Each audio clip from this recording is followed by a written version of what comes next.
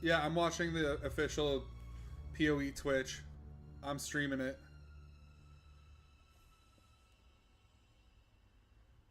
Yeah, just like if you have any ideas or notes like about any comments about the what they say about the patch, just fire it off.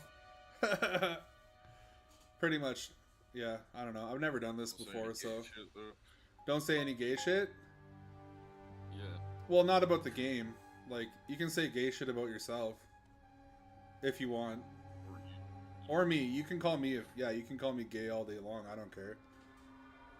I literally said on stream yesterday that, oh, no one's in here. I can say whatever I want. And I think I said I swallow unripe bananas whole or something like that. I don't know.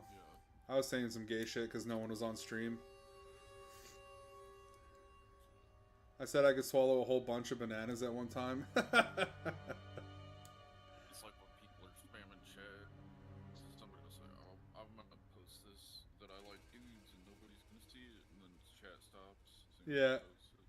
That's funny, man. That's so true. Yeah, we're up and running, I think. Yep. Right on. I literally hustled my fucking ass off to make it home in time for this shit, dude. I've never gone so fucking fast at work. It was like unbelievable. It was like I was POE mapping, man. It was like I was heisting at work, bro. I was going that fucking fast, dude. I'm starting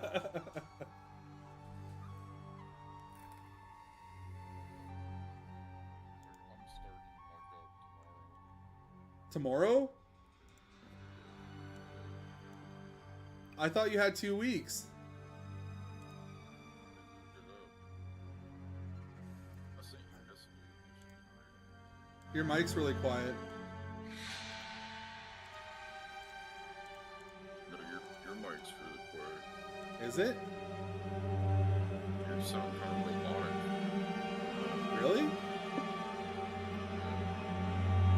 On and off for me. It must be my internet connection right now, I guess. It might be mine, but I don't know. The stream's going steady, so like if it was my internet, it cut out. Weird. I think it paused and buffered. It'll probably clear it up. Do we get drops for watching the official channel? They have to have drops. Yeah, they gotta have drops. Let's see. I don't know if drops are enabled on mine. Well, they must be. Yeah, they must be enabled.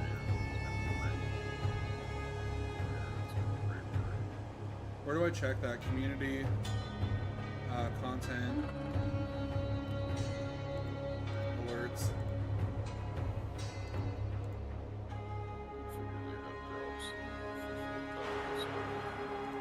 Viewer awards, drops. Path of Exile.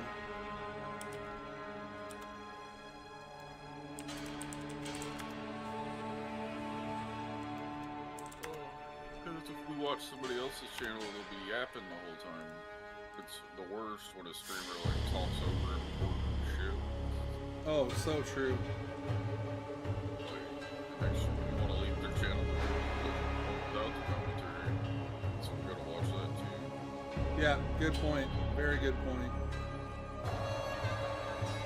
You know me, man. I fucking have the social etiquette of an emu. Yeah, gotta talk during like the cinematics and cutscenes and shit. And they're not saying stuff. For sure.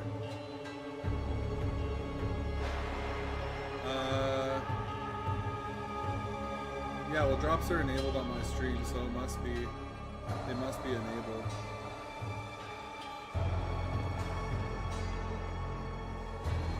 I would assume so. We got two people streaming TV. And my son.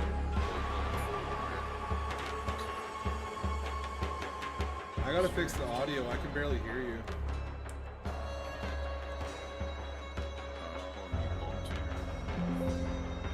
Pardon? Turn up my volume. Yeah, I have you up to 200. I have you up to 200. I just turned up my system volume and I turned the POE stream down a little bit. Half the airsoft's update. That's why I'm lagging. Oh, I see. Okay. Yeah, I think the I don't volume. know if it'll microphone volume. The volume's good now, I'm pretty sure. I like checked all my connections and shit. Hi, I'm Jonathan Rogers from I'm on Grinding Gear Ubuntu Games, and I welcome logged to over GGG Ubuntu Live. Today Today we're going to show you an exclusive reveal of what's coming next for Path of Exile 2. Twitch drops are enabled on today's live stream, so you'll be able to claim your Sun Priest's Incineration rare finisher effect by following the instructions below. Anti-cheat that doesn't Now with even that out of the work. way, let's get started. It's time to give you a teaser of what's coming in Path of Exile 2, the Third Edict.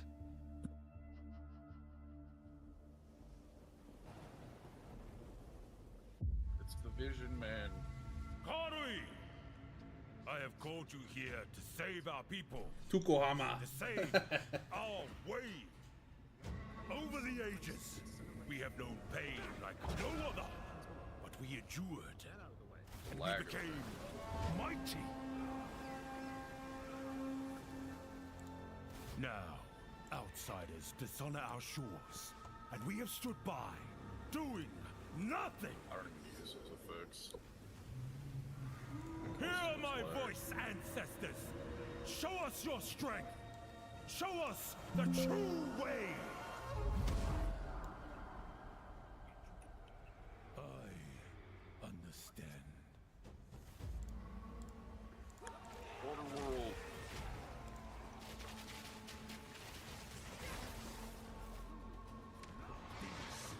Yo.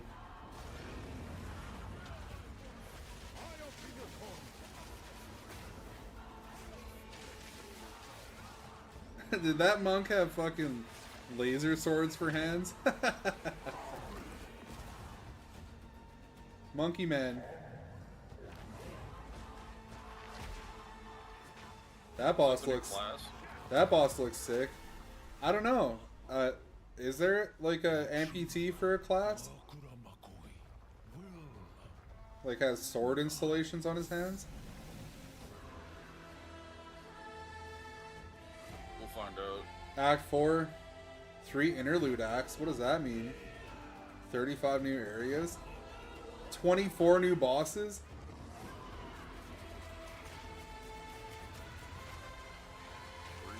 Where are you seeing this? I didn't see those numbers. You don't see the on the live stream? New trade system. I guess mine's behind yours. Now it's showing it. Oh fuck.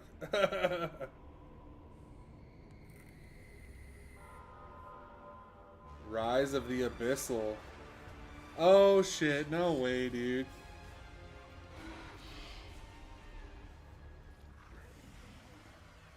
Sprinting. Thank God for sprinting. I miss sprinting. This way you have a stamina bar. That's sick. 1 p.m. August 29th. Pacific Standard Time. Notables. There's a lot going on. Notables that work We have a lot around to reveal today. stamina. We'll start by going over Act 4, the next chapter in the Path of Exile 2 storyline. But that's not all. There's also 3 new interlude acts to get you to endgame, which means we're removing cruel difficulty too. Frick yeah. We'll be going through the massive changes to characters.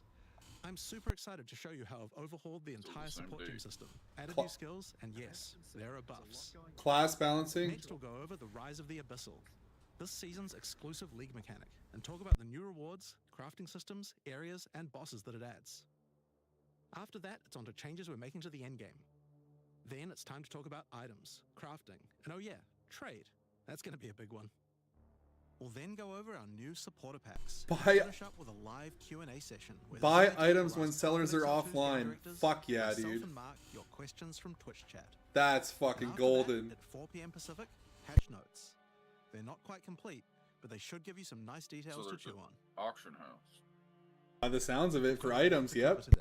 But first, another announcement. Whether it's When based the on the third site edict launches or on not? the 29th, we'll be having a free weekend for Path of Exile 2. No idea. That's right, Path of Exile 2 will be free for the High-tier first time currency without items. requiring an early access key. Bro, I got Free chills, weekend will man. end I on got September fucking 1st, chills, So dude. you'll have plenty of time to give the game a try. I guess lineage supports Alright, or like super Let's get supports. started with Act 4. The story continues from the end of Act 3. Doryani has agreed to help you find an ancient weapon that can be used against corruption, the instrument of the Third Edict. The weapon was broken in ages past, but he believes that the pieces may be found in the Kurui archipelago, the home of the Kurui tribes. I took a note You will from need to journey to Battlefield 6. Kingsmarch. Hire a ship and set sail. When you open the map, you can choose to sail anywhere you like. Act 4 is completely non-linear, and you can visit the islands in any order you choose. Will you That's visit the new. pristine beaches of Whakapanu Island? What? The Kurui whisper of a curse that afflicts Archipelago? all who travel there. Fuck a what? Perhaps it's related to the weapon you seek. It's like a cluster of Or islands. maybe you will visit the volcanic shores of the Isle of Kin. believe. The Kin have been more restless recently, mining for sulfite and driven by some dark force.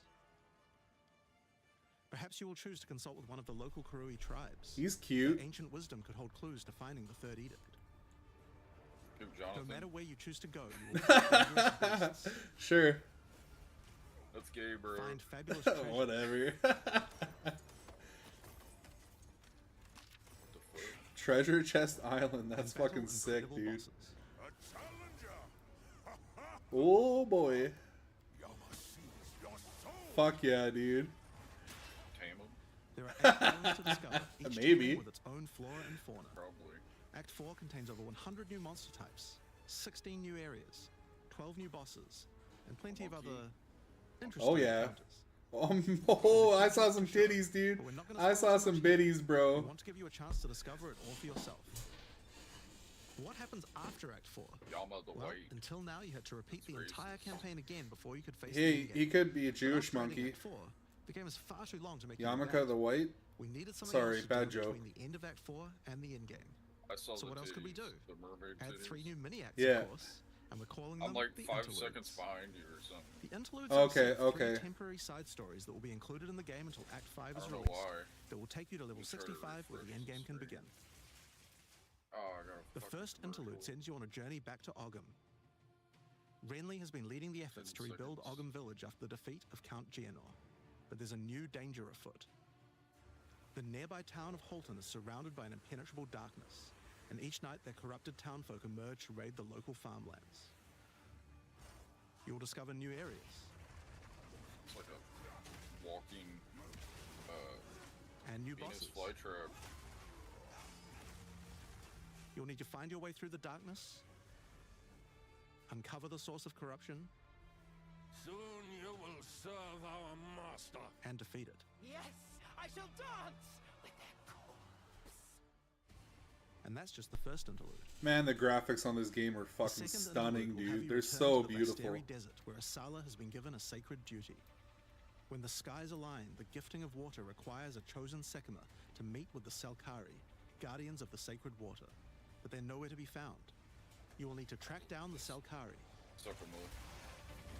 find those responsible for disrupting the gifting, fight even more new bosses, discover the secrets of the ancient ritual, discover new locations, and ultimately help Asala carry out her sacred duty. Now for Interlude 3. As Royal Thaumaturge of the Vaal, Doryani had plans within plans to save his people from the cataclysm perpetuated by Atzeri's lust for power. One such plan involved sealing a group of willing Vaal deep in a great mountain vault near the home of the Asmeri, deep enough to survive the cataclysm. Even though thousands of years have passed, he believes that their descendants may still live, and may be key to defeating the beast. The journey up the mountain will be dangerous. New foes stand in your way. And the further up the mountain you venture, the colder it will Oh, become. true. Explore caves of ice and enter the vault Did they- itself. Did they Who can nerf say what volatile you will find plants? within? The interludes are 6 to I 7 wonder. areas each and generally include 4 boss fights as well. When you put that together with Act 4, that adds up to 35 new areas in the campaign and 24 new bosses. Wow. They're deadly with It's cap worth making chaos clear that the is- interludes are temporary. Right? When Act 5 and 6 are added, the interludes will be going away. These are side stories after all, but don't worry, the bosses and areas that make up the interlude are all part of the endgame. We're not just going to throw them away. And with that, we don't need cruel difficulty anymore. Frick we do know yeah. that it was a pretty big chore to have to play through the campaign multiple times on each character, and this was a huge reason that the campaign could feel like a bit of a slog when playing through again. But we do also have another new feature to address that particular concern as well. So let's talk about sprinting. Sprinting, dude. Yeah. In 030, when you hold down the dodge roll button, your character will go into a sprint after Oh, you finish frick the roll. yeah, dude. This is available on all character classes, and there's no limitation on how long you can sprint for. Oh yeah. The primary purpose Oh of this yeah. feature is to make navigating areas faster when out of combat. Because of that, if you do take a hit while sprinting, you'll fall to the ground. Oh shit. The best idea is to use a skill when you see monsters. That'll break you out of the sprint so you can engage with no danger. If you do Okay. need to run away from monsters, just hold Sprint and spacebar. shield charge. You won't be vulnerable Yeah. during the roll, and you're faster while sprinting than basically any monster in the game, allowing you to retreat from combat. Sprint is a pretty significant change to PoE 2's gameplay. What I like most about it is that we can accelerate the pace of the game for those who want that, without having to compromise on PoE 2's more visceral combat systems. Right on. Right Okay. on. So that's the new extensions to the campaign, but there's a whole giant league to play through as Freddy, well. you better listen. I'll leave that to Mark to talk about later. And that's because what I want to talk about now is the new stuff for your characters. And probably one of the biggest new systems here is with the support gems. Now, support gems are one of the most interesting elements to creating a build. They're what enables so many interesting mechanics and different ways to play. But PoE 2's support gem system has just never been quite right. One of the major issues is the limitation of only having one support gem of each type on your character. Oh no. We didn't want builds to just become using the same 5 most powerful supports in every skill.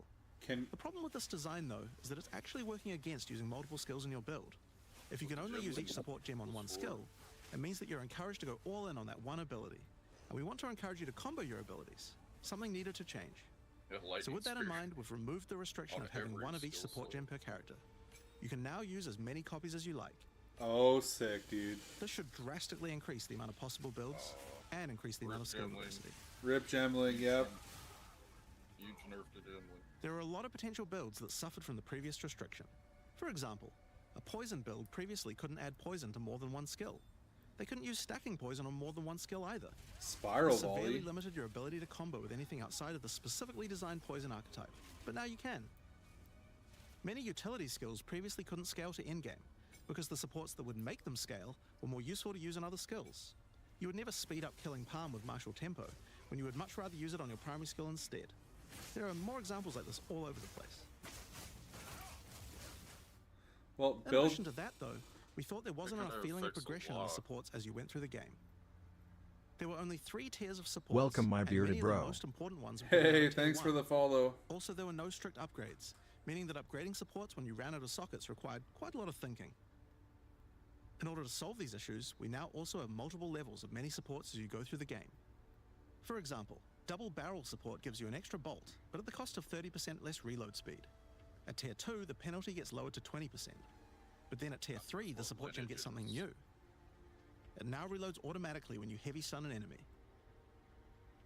In some cases, the highest tiers might work a little differently, and you'll have to decide if you like the upgrade or not, depending on your build. Build for For stun example, and rapid casting. never The have first to couple of reload, levels gives essentially. 15, then 20% increased cast Yep. speed. But then at tier 3, it changes to a new approach. For each different spell you cast in the last 8 seconds, you get 10% increased cast speed. Which could be Wow. a pretty big bonus if you use a lot of different spells. So build So that's pretty diversity good is for gonna upgrades to the pop off, campaign. man. But we wanted to add a little more spice to the endgame for supports too. Yeah, And that's where our new nice. system, lineage supports, comes in. You can think of these Yeah, I like was gonna say, unique how do you items, but level for 'em? supports. There are supports Probably that are only available probably have to in-game, drop a but they're higher much more tier powerful. support gem. Like Ratha's Assault. It's an upgraded version of Double Barrel that reloads your skill as you dodge roll, as well as increasing the number of bolts it can hold. But it does mean that it's the only way you can reload the skill now. Now, unlike regular supports, you can't find these through the uncut support gem. Just like unique items, many of these can be found Spell from Echo specific support. bosses. Yep. And there's a ton in the regular drop pool too. Some of them are fairly rare. That's Others fairly Ashes common. of the Star gem right there. Plus skill level and Some of plus them are build quality. defining. Yeah, or power and enlighten put Others are together. just straight up Yep, power yep. upgrades. Not +4. All in all, there's Enhance and around 40 lineage empower. supports being added throughout the endgame. Yeah, So there's a yeah. lot of power to I know fight what you meant, though. I know what you meant. Now, the new support Yeah, gens are not certainly going to enlightened. open up a lot Yeah. of builds, but of course we have a huge range of improvements to individual character classes as well. As well as adding new skills, we had a big focus on buffing existing skills so that they can scale well into the endgame. There's a huge amount to cover here, so we're not going to discuss everything. We're just going to quick fire through some of the coolest changes. We wanted to make cold a more useful element on the Ranger, so we've expanded the cold tools available. As well Cold as increasing builds? its range, Escape Shot now creates fragments of ice whenever it hits the ground. Cold damage. These fragments explode after a short time, making the skill better for killing groups of enemies. Huh. Not cold. But not only Cold. that, Oh, we added cold. an ice I fragment thought support that creates more of them when killing frozen enemies. Cold damage. I thought he said call. And a new buff skill Ice called Ice Tip fragments. Arrows that allows all your arrows to create ice fragments. Yeah, This Exploding. already gives clear to rangers wanting to use ice. Sorry, go But ahead. to take further advantage of the ice fragments, Freezing Salvo has been upgraded to shoot additional cold arrows towards every fragment, giving you a nuke-like ability. There's a monkey that one-shots everybody. Yep. We've also modified Snipe to consume frozen from enemies, dealing a huge amount more damage, giving you a nice ice single target option. And something you might notice about this is that the bonus is a lot higher against bosses. This is actually a DC's change you'll only see throughout the good entire game. Since if it's a you lot don't harder kill to freeze a everything boss, you instantly. should get a bigger reward for it. Yep. You know what I mean? Another So, like, thing an you'll see endgame. throughout the game is making movement feel better. Toxic Growth is a skill that was pretty cool, but a bit annoying to use with the jump that it had. Now Toxic Growth is a range skill, so you can spam it more easily. Huh. And we've also added a new poison skill while we were at it, called Toxic Domain. It creates a small area around you that makes all your attacks create toxic growth pustules, but attached to monsters. So I'm seeing a lot more Another AoE skill that clear was for annoying the to use was campaign. Electrocuting Arrow. It's now just a regular arrow, making it easier to use. Yeah, I But think it they also kinda means you took can support the- it with projectile supports. You remember And Herald it now chain? also has area of effect, Yeah. making it a tool for more than just single target, and That allowing was it to scale crazy into the clear, endgame. and you couldn't really attain it We anywhere. also added a new spirit reservation called Mirage Archer. This is a meta skill that allows you to create shadowy clones of yourself. Oh, Use a skill sick. of your choice. There was a support in POE 1. Of course, one of the other big problems the Ranger had was survivability. Evasion was the weakest of the three defenses, and we wanted to change that. Currently, evasion doesn't evade all types of hits in the game, so you're still vulnerable to things like slams or unblockable attacks. To Oh, make the evasion Discord's characters more alive. tanky, we're adding a new mechanic called Deflect. Unlike Deflect. evasion, Deflect works on everything, and if you successfully deflect a hit, you take 40% less damage. Huh. Alex Items said can we now log give you in a the mod fuck that gives you in. some amount of deflection based on your evasion. So deflect is basically There's a spell bunch of it available in suppression. the passive tree too. Deflection Right? is rolled in addition to evasion, so this is an upgrade for regular hits too. It's basically Unlike spell evasion, suppression there's for no maximum attacks. chance. You can reach It 100% deflects with all 40% of the hits if you damage. spec into it enough. It's just Of course, attacks. this is a buff that helps all Uh, Dex characters, like- the Like mercenary like and the slams monk. and stuff. But I don't know if especially it's the spell hunters are seeing damage. big defense boosts from this as well. Glancing Speaking of defensive blows. mechanics, let's talk about block and parry. Now, one of the big concerns on the release of the Huntress was parry feeling unreliable. One of the big reasons for this is there's a lot of hits that are not blockable, and thus not parryable either. So a huge balance change we're making is that now everything is blockable, except for specifically unblockable red flash skills that bosses use.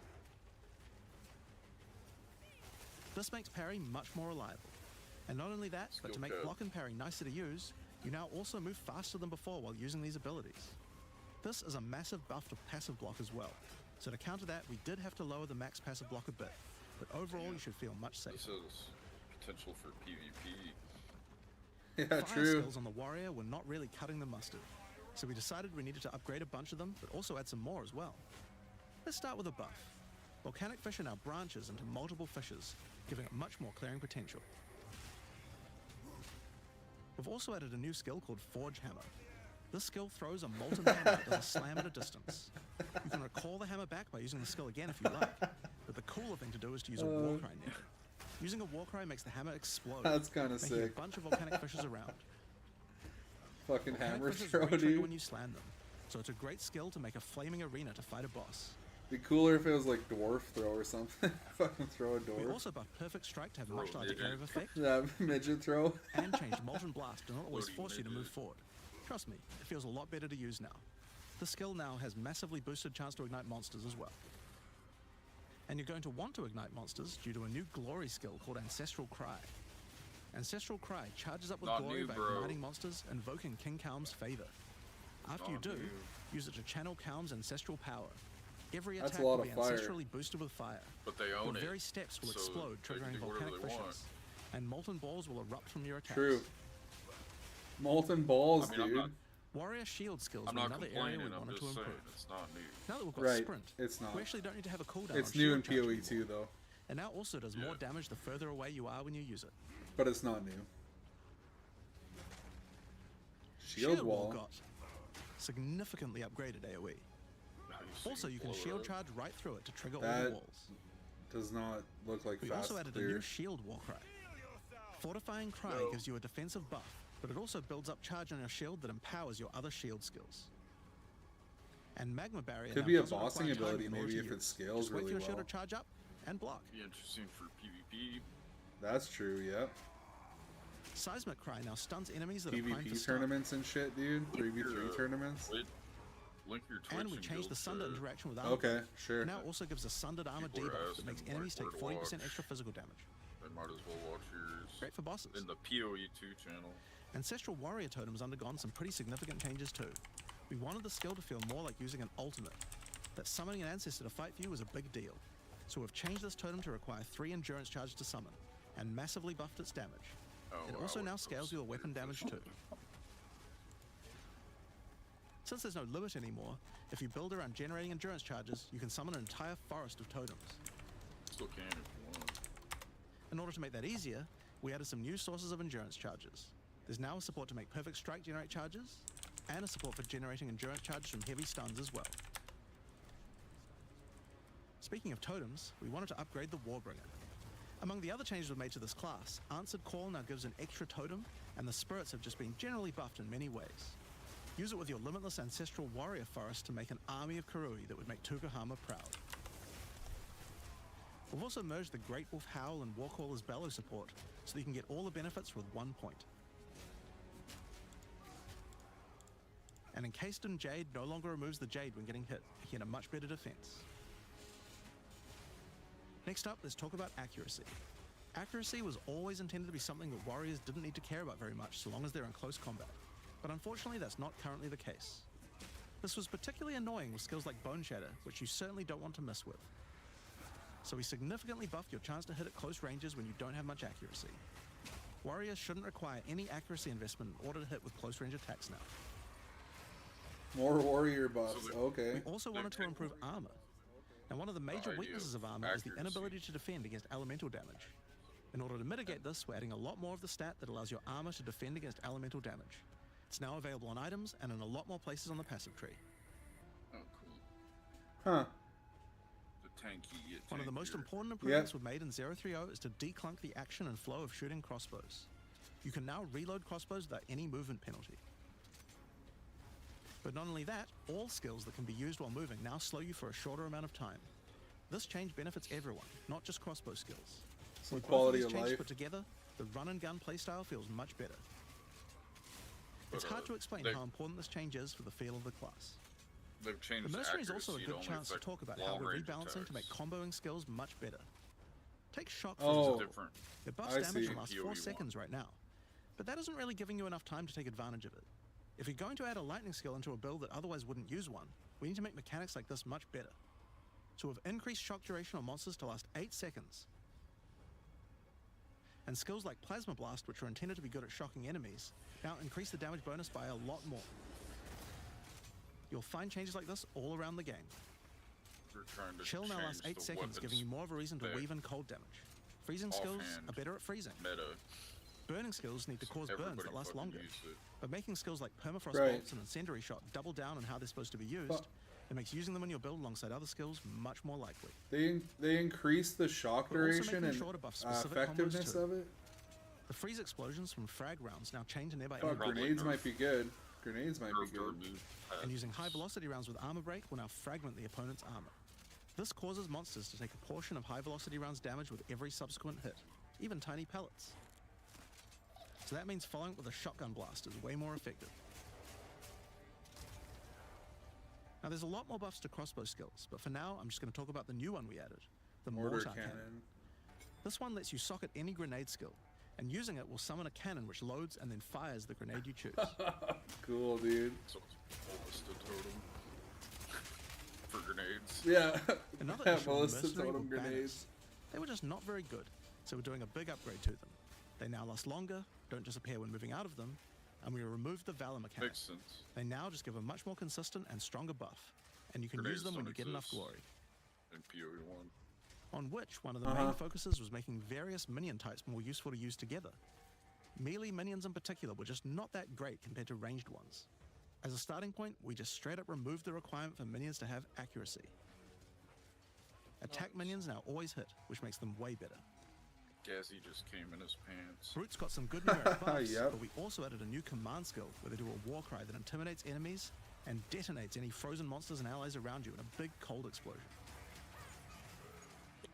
We've also changed the Frost Mage's command skill to an ability that adds ice armor to your other minions, adding a layer of defense. And it makes them deal cold damage back to the attacker as well. The ice armor also makes the minion count as frozen, so the Brute's war cry can detonate them too. Unearth was changed to work on corpses of your dead skeletons, allowing you to summon the minions more easily in boss fights. And they also got a new jump ability, allowing them to get into combat faster. Ray's Spectre was also feeling pretty weak for the spirit cost they have. To be honest, we were a little afraid of these when we first balanced them. We've both decreased the spirit cost for a large range of monsters, and have significantly increased Spectre damage too. They should feel a lot more impactful. Okay, so melee minion Also a buff lot of and new spectre spellcaster buff. weapons with new occult skills. But I'll just talk about one of them that I thought was particularly cool. The Reaping Staff is actually a wicked scythe that gives you a new ability called Reap. When an enemy is low in life, you can dash forward and rake enemies with the scythe to cull them instantly, healing you. So this new You class. can also inflict critical weakness on enemies too. Now, there's New a lot of balance staff changes for in the Witch's which? Ascendancy classes. Oh, is this but I'll a just new talk about class? two of them for now. On the Blood don't Mage, you know. were previously I don't think required to so. spend Oh, your first Blood points on Mage, okay. Sangomancy, which really was supposed to be the downside for being able to access the powerful abilities on the rest of the class. In order to make picking the Blood Mage a better early option, we made Sangomancy free, unlocking the power of the rest of the class immediately.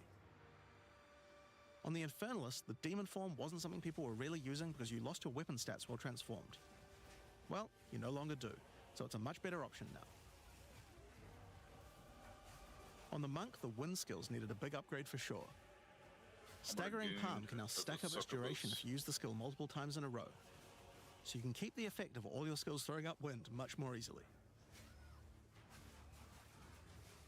Wind Blast had the purpose of building up to dazing an enemy, but dazing just wasn't worth all that effort. Now it just dazes on hit, meaning a single Wind Blast will make all your skills stun enemies more easily. Following up with Vaulting Impact on a dazed enemy previously did a bunch of stun. Now it allows you to break your enemy's stance. When their stance is broken, following up with a fast attack will do way more damage. A cool build that certain people always enjoyed in POE 1 was hand-to-hand combat, but until now we just didn't have a real way to make it viable. Well, that changes now. The Monk, as a true martial artist, now has the ability to learn the Hollow Palm technique, a keystone that lets you use all quarterstaff skills while unarmed. That's new, right? Hollow All Palm quarterstaff is attacks now new, have a right? special unarmed version, and you get further bonuses to all your attacks from stacking Energy Shield and Evasion on your character. That's the best way to level in POE 1. Yeah, I know. A new keystone we also added to the Extended Monk section of the tree is maps. Walker of the Wilds. It's a delirium changes gem mana leech from to work like with elemental damage Kosis instead or of physical. Omni. Which is pretty useful for all those elemental attacks the Monk has, but it works well for the Ranger too. Now, you one had of to the put it least on used the Ascendancy class in the outside game of is the the tree. Acolyte of Chiyula. Yeah, the cluster So we knew we needed to jewel make some slot. changes here.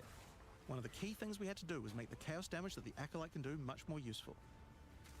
So we've added a new skill, allowing chaos damage to ignite, shock, chill, and freeze, embracing the elemental prowess of the Monk in a truly chaotic fashion. So You can get In addition, max he can shock make all of his effects. chaos damage leech, Huh. and we've buffed Into the Breach and Embrace the Darkness by moving the effects of the 4-point nodes into the base skills. Might have to play monk again. He also gains a new notable, Grasp of the Void, which leaves void illusions behind you as you dodge roll. If they're killed, they do massive explosions of darkness, dealing damage to everything in sight. So massive acolyte buff. Now let's talk They about sorceress deal all the skills. elements now and leech One of chaos the things we damage wanted is to improve in the sword HP. is the ability to use multiple elements together more effectively. Now, this might seem small, but one of the things pushing you towards using a single element is debuffs like elemental curses, which lower resistances of a single element. In order to kinda fix like that, we're making quite why- a lot of game-wide changes to these kinds of mechanics to broaden what they apply to. What Yoka's So for example, why Yoka's there's no longer Submarine 3 is so strong curses for in POE fire, 1. ice, and lightning. It's Instead, one of there's its just a single ascendancies curse that now. buffs all 3 at the same time. Yep, true. Except And it's things like chaos Frostbomb, damage which give you gives cold shock, exposure, Yeah. now give elemental Ignite, exposure. You and can use it to buff any of your other skills. freeze. Yep. And We so also wanted to for make elemental switching between damage different from weapon shock. sets smoother, so you True. can use different elemental staves more effectively. To do that, we've removed the weapon switch time, and now happens instantly. Oh This applies shit. game-wide too. Now we didn't just want to stop there. Yeah, weapon We wanted swap to add felt some horrible specific before. mechanics that work between different elements, and that's where elemental infusions come in. Certain skills can now drop elemental infusions. For example, when a frostbomb explodes, it leaves behind a cold infusion on the ground. After Huh. picking it up, you can spend it on one of any number of different skills to transform how they work. Spark will create a nova of cold infused projectiles. Ice Nova will leave a chilled area on the ground. Managing And that's we going also to be added a a new little low-level freaking skill that fires annoying, ice dude. shards. Use it with cold infusion though, and the ice shards will explode. Oh, I gotta go All pick of up a Storms cold now generates infusion lightning before I infusions use when my you cast spark. spells near it. Like what? And that's all spells, by the way, not just lightning. Once you have one, you could cast a lightning flame wall, which adds both fire and lightning damage to all the projectiles that pass Maybe through it. some ways to more like automate it. Or I power hope up so, Ember yeah. Fusillade with lightning, They which will won't generate reveal arcs to that nearby here. enemies as each fireball hits. And they might not even know. People will find it. You know what I mean? Yeah, Maybe they're go going for lightning on quality of lightning life buff. in this patch, This skill not is now a like projectile, and by infusing it, complicated you have full Palpatine. mechanics that like Get know, fire they infusions haven't- by blowing up With monsters all with this living new bomb. shit, Then they use gotta them with have Comet to summon a giant uniques. fire meteor from the True. sky. Or use it with Firestorm, which transforms it from a small area into a much bigger one. Firestorm is unique in that it can be infused by multiple different elements at the same time. Add an ice infusion to rain down ice at the same time as the fire.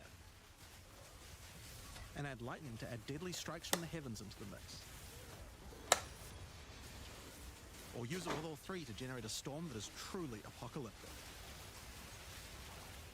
Cold Snap has been simply turned into Snap. Previously, you could use it to shatter ice, but now it works to detonate all of the different elemental ailments, and makes them leave behind infusions. And just like how you could previously use it on Frostbolt, you can Shrine now also use Fusion it on all Snap of Storms builds. and Solar Orb to detonate those as well, which means you can create many infusions at once. We also have a Spirit Reservation skill, and a support gem to help generate them too. On the passive tree, we've added quite a few new keystones to the Sorceress section. Here are a couple of examples. the The sorceress. Black Flame Covenant keystone What y'all doing converts in your here? fire spells Circle to jerk. chaos and causes your ignites to deal chaos We're damage. streaming, brother. Your fire spells and ignites will Streaming. also turn purple. We sure are. Damn. The Ritual Shit. Cadence keystone causes Just your checking, make invocation sure you're not skills to doing trigger anything more times. Perverted in the It Discord. makes them trigger Especially- periodically over a especially longer D. duration instead of one. Great for those We're auto always roller builds. perverted. Now, in addition to skill changes, we've added a lot more options for the passive tree for I- each class. I put a lot of Overall, there are effort more into than being 100 new perverted notables every on the day. tree, usually around 20 per class, along with smaller clusters as well. Check out the old version, I don't know if you took that as a. and here's the like, new not to version. It's a troll lot us more on dense, stream and there's or more what. interesting nodes than before. Nah, he's Now, we welcome, probably man. He's can't go through welcome. too many of these in the live stream, so I'll just show you one from each I mean, class's area of we're the not tree. being perverted We tried to be a on lot more thematic with the new That's what I nodes. meant. So, for example, the Oh. Molten One's gift. I don't know. It lets Well, the benefit of armor break apply to your I fire guess we're not damage. being perverted right now, no. Or how about Last Stand, which gives you lots of stats as your situation becomes more and more desperate. A lot of these have themes aligning with ascendancy classes. Like for the Gemling Legionnaire, for example. You have crystallized immunities, which makes you immune to different status ailments depending on which support gem color you have socketed the most. Huh. Another ascendancy class aligned notable is Sanguimatic Rituals. It allows arcane surges to generate life instead of mana, unlocking that support gem to be used with the Blood Mage Ascendancy. In the Sork area, you'll find these Archon nodes that allow you to convert all of your elemental damage to a specific element. You become a Lightning Archon when you spend enough mana, after which all your skills will be converted to lightning, and you will do extra lightning damage as well. We have ones for cold and fire too, with different triggers. Here's another cool one. Elemental Practitioner gives crit bonuses if you've triggered a skill recently, while also making crits generate more energy for triggers. Or maybe you'd like the I Great see Boar. some people It gives you abusing a that reason one, to stack man. dexterity to make you tougher, giving a bonus to life and stun threshold. Well, I mean, they destroyed Or the Cunning mana Fox. stacker. It straight up gives you 5% Yeah, quality but I to mean, all your gems. People were Yeah, abusing that's meta Now, another casts major on change is crit builds attribute and stuff. requirements. We felt like players probably had a few too many nodes and attributes, and not enough in interesting passives.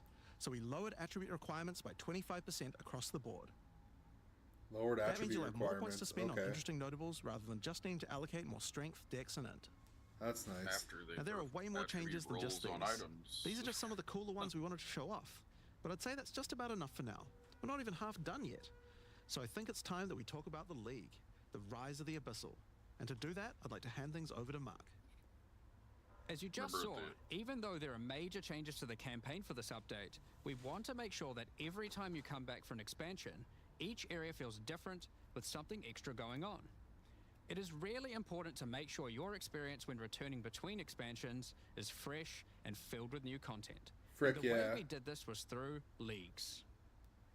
Every expansion we make has a league, which not only has a fresh economy, but also has new content exclusively available in that league.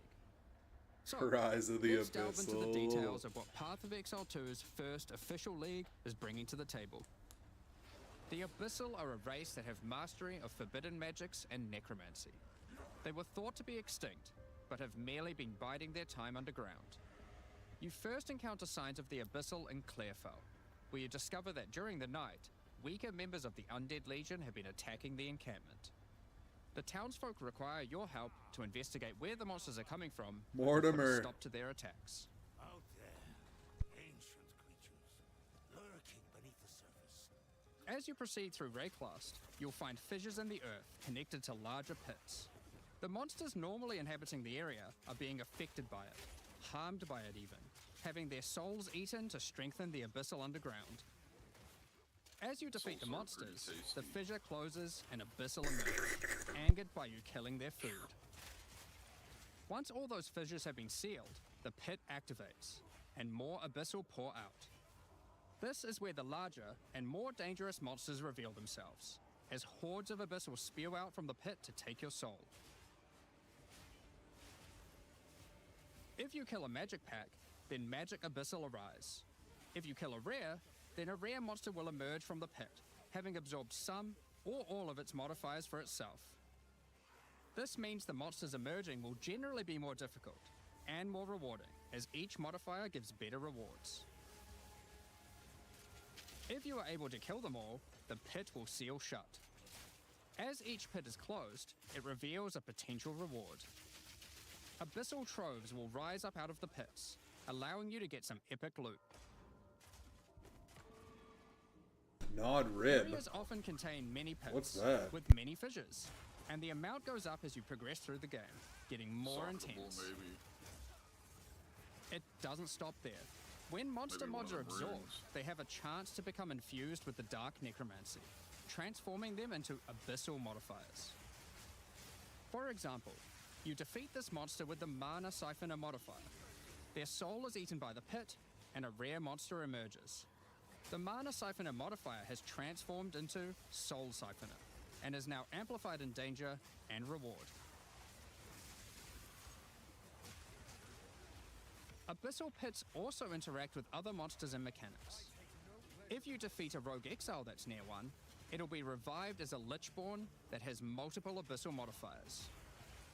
Lichborn exiles even have their own unique jewel they can drop, if you are lucky enough to encounter and kill them. Oh shit, let's go, dude. More unique If an jewels. abyss spawns near a boss, killing That's it will sick. summon a gigantic Perfect. giga larvae creature. Or buff and rogue exiles on the Monsters Atlas imprisoned in versus- essences near abyssal pits are affected by the or abyss too. indirectly. They will come with an additional new essence item that can be used to craft your items. So, that's your bread and butter of the Abyssal League. Kill surface-dwelling monsters, kill the emerging abyssal, close the fissures, overcome pit encounters, and reap the rewards. There's a lot more to this league, however. As you complete abysses, you can find ancient pieces of bone, preserved from the remains of fallen Lichborn. Build a boss, These maybe? are one of the many rewards for your mission to seal the pits. You can use this on a Disagree. rare item to imbue it with abyssal magic, adding a special hidden modifier to your item. Oh shit, how do you unveil reveal it? orbs. Val unveil In Act orbs. 2 of the campaign, you'll Abyssal encounter a new unveil area. orbs. This area is overrun by the Abyssal and the Lost Men. After clearing through this area, you'll find the Well of Souls, a giant cavity with a massive vortex of souls swirling beneath you. I'll show I you thought a it was giant a double cavity. So how do you reveal the mods on your Abyssal-infused items? Sorry, what Obviously, was that? just throw them in, right? Yes, that's exactly what you do. Before throwing it in, you are given the option of how you want to transform it, in the form of a choice of 3 different modifiers. Once you've chosen your desired mod, throw it in, Obviously the where it will fizz. absorb the power of the souls, and the ominous It's creature a will then bleed retrieve bow if it I've for ever you. seen one. These just threw modifiers his can be bow into ones the from the abyss. core mod pool, all the way through to specialized modifiers that Here you cannot go, bro. normally appear on items. During the campaign, you can use it as a way to more easily so it's add not useful existing mods. But during the additional endgame, mod, there is a whole set of it's new and powerful mods you of- can add to your items. 1 of 6. Like this mod for You know crossbows what I mean? that allows you to place an additional ballista totem. Okay. Or Right, this one that it's a adds ba- spirit to your Boost staff. mods. It's one of the base Or 6 this one mods. Yeah, that we don't allows you get to 7 generate mods more on items, combo I don't with your think. quarterstaff skills. You're right. And speaking of endgame, you can also use the system to craft waystones. Oh. With a preserved vertebrae fused into your Ooh. waystones, you can get some new modifiers that push difficulty and rewards to new heights. Ooh, corrupted maps. Here are some examples of those mods. You always get a choice of 3, so you can avoid anything you don't think your character is capable of. Union. Oh no. Map. Oh, With juice and this map modifier, bosses. the Wait a sec. natural inhabitants of the area are all spawned Yo, in do you their see that, abysses. dude? And there are up to 9 additional I just abyssal got pits some in the area, ideas. making it just a full-on abyss ruckus. So wait, this is Abyss League. Or this one, which Yeah. causes the final abyssal pit in the area to always result in a boss encounter, This is POE be it 2 either Abyss one League. underground Yep. or one that emerges out.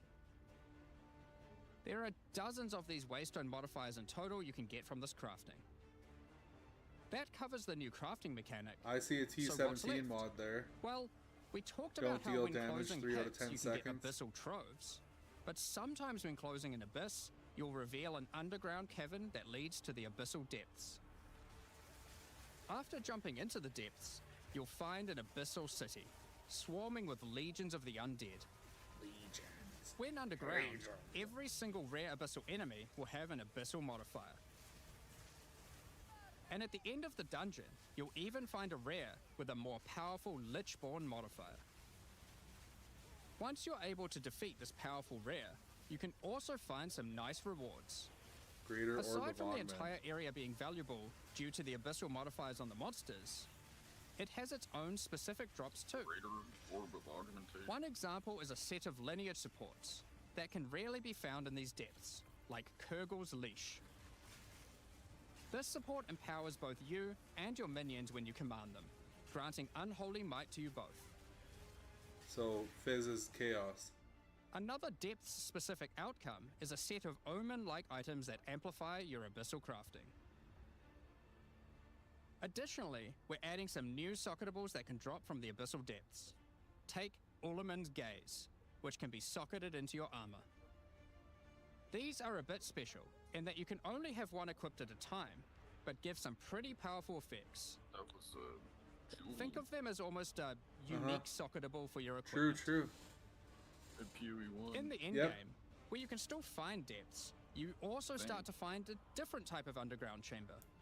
In these areas, you'll find an ancient spire, a device Nazgul, being used by Swallower of commanders of the Light. abyssal factions to plunge Rayclast into a lightless void.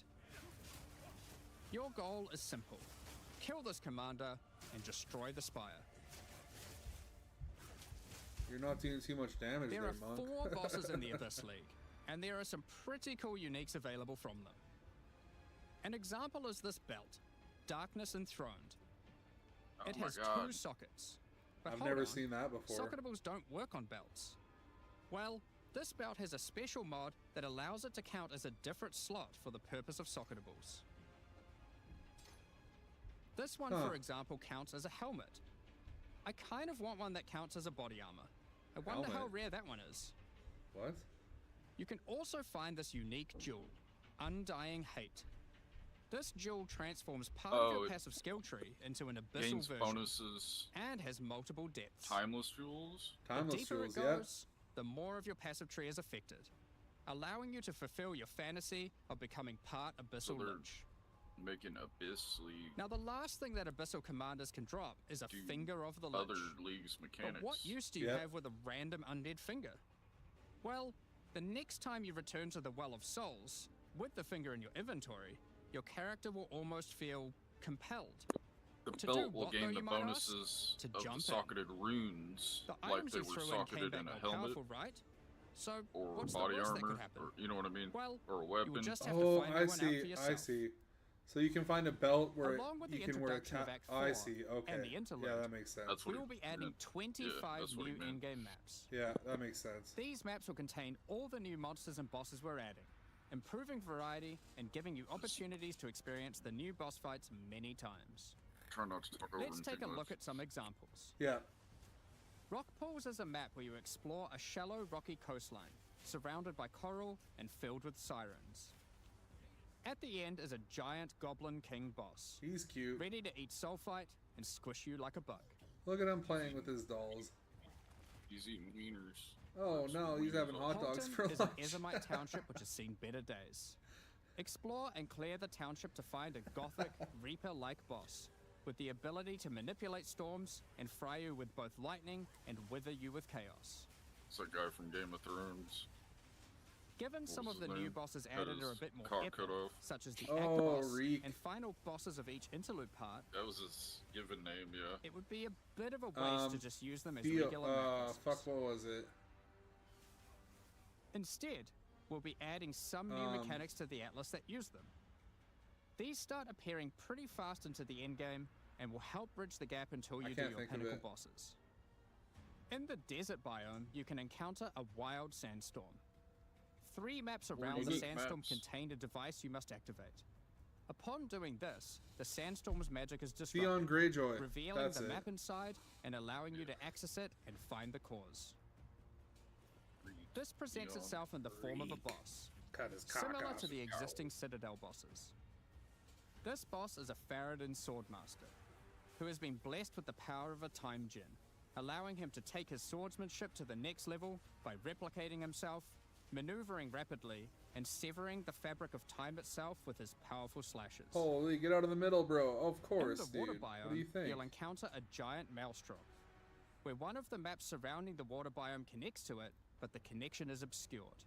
Oh, fucking You must run the Maelstrom? maps nearby, hoping to find a beacon, which will Oh, remove sucks, the I'm starting a maelstrom new and job. reveal the connection to that map. Another example is this Vaal vault in the mountain biome. But how do we get inside? Running the adjacent maps to it will yield a key, which you can then use to gain access to this vault. Or, you could just trade for one, I guess. Use the key to dispel the powerful shit. force field surrounding it, leading to the Vaal Elite and their Your rewards inside. SSF. These all contain Uber versions of the Act 4 boss, and the bosses at the Everyone end in of each part chat's of like, the interlude, towers, log out. and each have their own exclusive drop pool of new lineage People better get supports, used to it, dude. which, as Jonathan spoke about earlier, are powerful support gems that modify your skills in pretty Powers crazy are ways. It's like kind of like As an scarabs example of a somewhere. lineage support which can come from the Faradin These Swordmaster tiger mentioned earlier, scarabs, and it we have affects a bunch of Garukhan's maps. Resolve, Yeah. which causes your critical strikes to fork, but requires some mobility on your part to properly enable. From the boss sealed in the Vaal Vault, we have Paquate's Pact, which supports your war Paquate. crews, I'll be right causing back. them to inflict massive amounts of corrupted blood at the cost of your own life. Additionally, some maps can now spawn summoning circles, a room resembling an Ezomite henge. Activating this henge will spawn bosses. It's as simple as that. We'll also be making changes to how affixes and waystones work, as the current prefixes equals good, suffixes equals bad, iteration isn't quite hitting the mark. We tried something new here in Path of Exile 2, but after seeing the feedback we decided we actually liked what we had in Path of Exile 1 more. Like Path of Exile 1, each affix will now be both difficult and rewarding. Waystone mods now grant an increase to the number of waystones dropped, and an additional specific upside attached to it. This means as you roll your map, they will continue to get more difficult and more rewarding, and allow you to customize the difficulty and rewards of your maps better. For example, the Frostbitten mod, which causes enemies to deal cold damage, also increases the rarity of items dropped as its upside. Whereas the Of Venom suffix modifier, which causes enemies to poison on hit, has the upside of granting increased pack size. Some maps will end up having a lot of rarity, some a lot of pack size, and others will just have a mixture of everything. Due to now having more modifiers granting difficulty, we will of course be reducing the difficulty per modifier to account for this. I think that's a great change, man. So, There's a point that's to your Atlas, rolling maps, and 6 mod Waystones. maps now. But what about Breach, Ritual, Pinnacle content, and others of the sort? We're making some changes around this too. The first change is that you'll now be able to invest 2 points into your specific League Atlas trees before having to run the Pinnacle content. There will be a specific objective for each type of content which grants you those points. For example, in the case of Delirium, it's simple.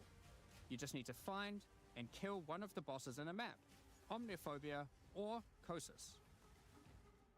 The rest of the points for each content come from the Pinnacle content, but we're Remember the making some boss changes to accessibility crap here was too. bugged. Currently, Boss access tree. to most Pinnacle content requires the same key at the easiest and most difficult version of the If content. you hadn't done This increasingly creates a more negative difficult feeling when at maps, lower like, difficulties. Instead of if- wanting to run the content, you're often better off just selling it to someone who can run it at maximum difficulty. if you didn't do a tier 12 To red address map, this, each and content then a will now 13, drop then a splinters, 14, then a 15, which then will a not 16, form into it singular fucked up items. your unlocks. Instead of using the singular combined item like in if the you realm skip gate, to a 16 you can now just from bring a your 14, splinters. you'd miss a book. Upon inserting the splinters into the never realm fixed gate, an interface will appear, allowing you to pick your difficulty, and you'll notice each difficulty has a different entry cost. This means if you want to run easier difficulties, it costs less, which also allows you to run this content much sooner into the endgame. Because these encounters now just require splinters, their corresponding Atlas tree no longer affects the difficulty of them, and has been changed to purely affect the content and maps on the Atlas. The Arbiter of Ash works a bit differently. Instead of requiring splinters, he still needs crisis fragments. We now have only 2 difficulties of the Arbiter. The first, requiring the existing fragments obtained from citadels. The second, Uber Arbiter, requires calamity fragments. These come from citadel bosses also, but only once you've allocated the maximum number of points in your boss Atlas tree, ensuring those citadels are at their highest difficulty level. Since we're talking about Pinnacle content, we also felt that the leveling curve in the late game was a bit too steep. We've smoothed this out a bit so that it's easier to get to the mid-90s. We've also added some new in-game unique items. Let's take a look at a couple. Thunderfist is a pair of gloves that grants Crackling Palm, a skill which empowers your unarmed attacks, granting the ability to call down the storms themselves on enemies you hit. Put simply, literally every monster you hit with your unarmed skills will be struck by powerful lightning. Pair this with the aforementioned Hollow Palm technique to embrace your true unarmed prowess in combat. Another unique we're adding is Henekura's Sight. Equip this amulet to be granted the power of the Mother of Death herself. This is reflected by granting you a skill called Foresight. While you have Foresight, your dodge roll no longer avoids hits. But instead, being hit while dodge rolling restores you to full life and makes you unable to die for a brief period of time. You'll notice when this does occur, a copy of your character appears and takes the full damage. This is you seeing that future, as if you hadn't been wearing the amulet. Ultimately, your in-game experience should be more streamlined.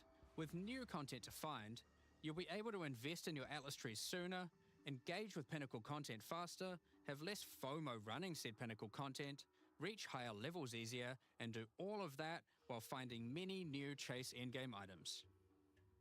Talking about finding items is one thing, but Tell what us about the crafting them? uniques.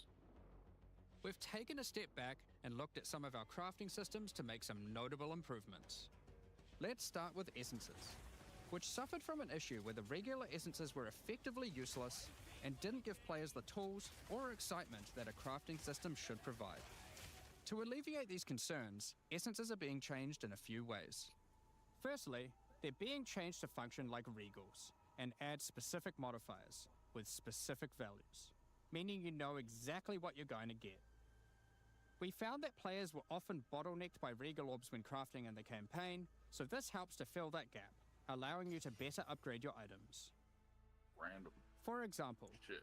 this Lesser Essence of Flames, which will be able to add a flat amount of fire damage to your magic martial weapons.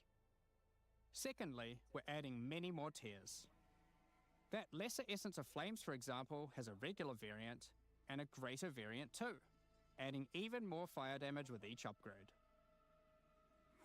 The intention of this is so that when you find one early on, you don't worry about holding onto it till later to use on a higher level item. You should feel free to use them as they come to get powerful upgrades during the campaign. Lastly, our highest tier of essences, now called Perfect Essences, will function like a Chaos Orb instead of a Regal. So it will replace one of the modifiers on your rare items with the specified mod, such as this Perfect Essence of Flames. You'll notice this one doesn't just add flat fire damage like the ones before it. The Perfect Essences often give something a bit different, with some opportunities to be pretty damn powerful. There are many different essences, each with many tiers, covering many of the more core modifiers you'd want on items early on, through to chase specialized ones for endgame. Speaking of endgame, we really wanted to expand our crafting options for late endgame crafting projects. You might have noticed that at endgame, you get way too many transmutes. Wouldn't it be nice if some of those didn't drop, but instead you got something a little more powerful? At higher levels, you can now find Greater Orb of Transmutation and Perfect Orb of Transmutation. These can be used on normal items to upgrade them to magic, ensuring that the modifier generated is of a minimum level. This is similar to how you find higher tier items on the ground, but for crafting. These higher tiers will also exist for Orb of Augmentation, Regal Orb, Exalted Orb, and Chaos Orb, meaning you can get all of the orbs required to take your item from normal rarity to a fully completed rare with guaranteed high tier mods. On top of these new core crafting currencies, we wanted to make sure there are powerful crafting bases to use them on. Now in endgame, you can start to find exceptional items. These are items that drop at normal rarity and are perfect for your from-scratch crafting projects. They can come with extra quality, up to 30%, or an additional socket to use your crafting socketables in. And yes, So you can they get can be corrupted for yet another socket. 3 sockets. You can also get exceptional As I was unique saying it. items.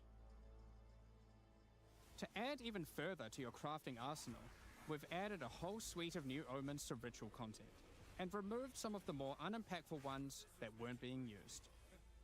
Some of the new omens include the Omen of the Ancients, which will cause your next Orb of Chance to not destroy the item, but generate a random unique of the same class. Or the Omen of Sanctification, Trash to treasure, which bro. is my new favorite. This will cause your next Divine Orb used on a rare item to re-roll the values of its modifiers, allowing it to exceed the normal minimum and maximum values, raising the ceiling on the shit. new most powerful rare items in the game. Those are gonna be pricey. This omen will also Yep. cause your item to become sanctified. Sanctified items cannot be crafted, just like corrupted ones, so consider carefully when you use this. Okay, okay. Another is the Omen of Chaotic Monsters, So you use that on a which will finished cause your item. next Chaos Orb to re-roll all modifiers on a Waystone, allowing you to fix your maps if you get some modifiers that are not feasible for your build. Huh. Besides these examples, there is a huge variety of new omens for you to discover in your ritual encounters. With the release of Act 4, Oh notably taking no. place in the Kardori Archipelago, you'll be able to now find a new currency item. Oh my gosh, bro. Henikora's Lock. That's sick, Henikora, dude. the Karuri goddess of death, has the power She's of cute. foresight and is able to see many futures, including the outcome of your next craft. So, imbuing her lock onto an item gives you that same power too. For example, you'll know whether or not to use an Exalted Orb on your item, as you will know exactly what the outcome is. That is so fucking So, cool, dude. with all these new crafting improvements, more it's safe to chase say you're going to drops, be making some epic items. more big swings. And not necessarily just ones for yourself. So given that, it's time to talk about a massive one. Trade. Trade. It's finally here. The moment we've all been waiting for. Oh my gosh. Fully asynchronous trade. No Over the years, the way no players shit, trade with dude. each other in Path of Exile 1 No has way. morphed from using the forums through to the in-game chat, all the way through to using the website. These systems, in all their iterations, work for a while, but Not with gonna each lie, I'm iteration, coming a new little bit problems right now. eventually reveal themselves. Be it I'm creaming my requiring you jeans, to be bro. in your hideout too much instead of out there killing monsters, or never getting responses from people who are either AFK or just can't be bothered. In order to finally solve this, and this has been a long time coming, we're adding a new system that allows you to buy items from other players without requiring the seller to be present. They can continue farming, killing monsters, AFK as they please, It was like you and have can a vendor even page. be offline. Yep, a store. With the introduction You have an of in-game Kingsmarch store, in Act bro. 4, That is you will fucking encounter sick. Ange, assistant to Rog in the Meridian Free Traders Company. Over the last 2 decades or so, since Path of Exile 1's storyline, Faustus has handed down his knowledge and expertise to Ange, and she is now ready to take over his business. And our hero, If our you have a fucking hideout hero. unlocked already, you can immediately invite her there. If you don't have a hideout yet, you will need to acquire one.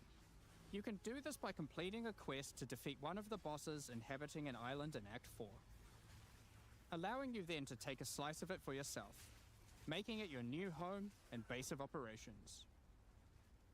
Once invited to your hideout, she will now serve as operating your currency exchange, but also serve as the figurehead in your new trading empire. Fuck yeah, dude. Fuck yeah. So, how does Oh this my new system gosh. work? In the existing trade system, you would list items for sale in premium stash tabs. And then when someone wanted one, you'd have to take it out for yourself and trade it to them. Now, instead of using those, you can give your items to Ange so she can sell them for you. Each item must have a price set. Perfect The exalted prices orb. are set using in-game currency items, such as Exalted Orbs or Chaos Orbs. Once a price is set, other players will be able to find the item by searching for it on the trade website. Once a desired Can we item has been RMT found, for more you can pages? hit a button, I hope which so. will instantly teleport I'm your buying character in-game 50 to their fucking hideout. pages, dude. Then, you can There's immediately tabs, purchase look. the item. We can Yeah. And definitely while buy there, more. if Yeah, you want, for sure. browse their other goods, in case there's a good deal someone else hasn't yet discovered. You'll notice that as a buyer, on top of the currency the seller set for the price, it also costs gold to purchase an item. This is a As good way Ange for has them to bills to pay after monetize. all. Yeah, As a 'Cause they seller, give us you'll immediately stash receive a tabs from notification when an POE1 item for of yours free. is sold, yeah. and can also see an effect above Ange in your hideout That's very when she fucking has smart, unclaimed dude. currency. They're a smart peeper. Just go talk to her, claim your Peepoo. currency, and Peepoo. continue playing at your leisure. They're a Smart smart peepoo. peep. They're a smart peepoo for sure, dude. As many people already acquired premium stash tabs for the purpose of the trade system, we wanted to add a way for you to convert your existing tabs to merchants tabs, if you want. You can do that here, on the website, but only if you purchase those tabs Doxed. before the Doxed release his of the account. third edict. Bellakai doxed it. To clarify, the existing trade system will remain fully intact, so your premium stash tabs will not lose any of their functionality. We just figured people might want to switch over to this new system. We expect a lot of feedback around this new system and are looking forward to trying it out with you. As we are not able to test internally with an entire, thriving economy, there will certainly be some kinks to work out. Based on how the system goes, I hope we're people adding don't it to fuck with Path it, of man. Exile 1 when ready, so any of the tabs you purchase will also be usable there later. Next up, we're I going really to be hope talking people about don't our fucking new screw with supporter that packs. shit and make it all fucked up. Today, we're launching 2 new series of supporter packs. the Justice and Trathan Executioner packs. Each tier contains the pack's full face value in points, alongside several exclusive microtransactions. As always, the microtransactions in these packs are purely cosmetic and do not affect your character's power I want that or fucking progression that in dude any on the way. left there with the fucking blue eyes. The I Justice series I of want support that guy in packs my hideout. contains 6 exclusive microtransactions. He's cool. Claim glory after defeating enemies, or inspire your allies by calling down the Banner of Justice portal. The Sphinx Mystic hideout decoration will That identify guy. I items want for you. that dude in my displaying hideout. them That's as it does fucking so. cool, man. This ancient creature has been presented with many items over the eons, so has some strong expressions to make on the quality of your wares. Become a true warrior, worthy of does that delivering mean? the justice of the eternal gods, with the Apostle Speaking of in Justice riddles. armor set. This armor set also comes with a matching back attachment containing a set of scales to measure your worth. With the Apostle of Justice finisher effect equipped, the Goddess of Justice herself will appear to decide on a verdict for slain unique enemies. Witness as she decides the fate of your slain foes. Will they ascend to be amongst the gods or be banished to the underworld? The Griffin fledgling pet will be your courageous companion as you journey throughout Rayclast. For Take your Gryffindor. place in the skies in the Plateau of the Gods hideout. This hideout comes with many different sections for setting up your home or base of operations. In order to travel between them, you simply just need to walk off the edge. Like a true eternal god, you can float between the mountains on the clouds themselves. That's pretty cool. Slow as The fuck, but Trathan pretty cool. Executioner pack a series hideout? also contains 6 exclusive microtransactions. That The pit is Trathan Executioner horrifying. finisher effect is a Torture brutal pit. display of Trathan Holy might, shit, dude. crushing slain unique enemies as if they were bugs beneath your BDSM heel. sex room. As a Trathan That's where I take all Executioner, the hoes. you're the perfect master for the Jeez. ever-hungry carrion raptor pet. It has taken a particular liking to the taste of other pets, and at your command it will swoop down and eviscerate them, proceeding to satisfy its hunger by feeding on their corpse. That's pretty cool. Right. The nobles of the 4 major Anti-goblin Trathan houses chat had their saying. mercenaries, but if their hired hands became notably irritating, they'd have to call in the Trathan Executioners. You can now embrace their methods and become That's brutality $60 incarnate with the cruel Trathan Executioner armor set. The matching cruel Trathan Executioner cloak Wow, will that's quite shroud the you in cloak. scarlet as you crush the Blood skulls cl- of your blood enemies and leave a Yep. trail of blood behind you as you There's build some up a kill armor streak. like that POE one. Or It's called use the Pharaoh alternate fluid. variant to simply put Oh. a skeleton Burn. on your back. Black fluid. Be bathed in blood as you mutilate monsters with the cruel Trathan Executioner character effect. The swirling blood increases in volume as your spree of slaughter continues. Both this effect and the cloak use the same kill streak for tracking how much blood is shown. After a long and tiring day of executions, enjoy a relaxing game of dice with the Goblin Gambler's Hideout decoration. They'll definitely be playing fair, right? The Pulverizer map device brings a horrid efficiency to punishing the damned of Trathas. Oh my Each gosh. map you open will execute the next victims. Oh, that's gory, dude. This map device, in its true ruthlessness, tracks the total number of monsters killed, your kills per second, and your largest kill streak up to the point of the map being completed. That's So, yeah. cool. This is like then displayed three. on a leaderboard, so you can take a All measure the- of you and your friends' violence at the end of That's each the map. $90 pack. Additionally, so. any microtransactions from the supporter packs will be made available for use in Path of Exile 1. That's enough about cosmetics. Let's get into the Q&A. But We're the new firstly, class. I want to give a huge thank you for your ongoing support. We're just about to We're the start new the Q&A class. with There's Ziggy no D. new class, I guess. Afterwards, at 11 AM NZ time, or 4 PM Pacific, we'll post Path of Exile 2, the Third Edict's patch notes. With the release at the end of next week, our community team will be posting crucial information you need for the release. Keep an eye on the news. Huh. Thanks for joining us today and checking out our latest developments. We're So looking wait, forward no to new seeing your class then? experiences with Act 4 and its new bosses, fighting the Abyssal, trying new builds, and crafting new items. We'll begin the Q&A shortly, so please get your questions ready.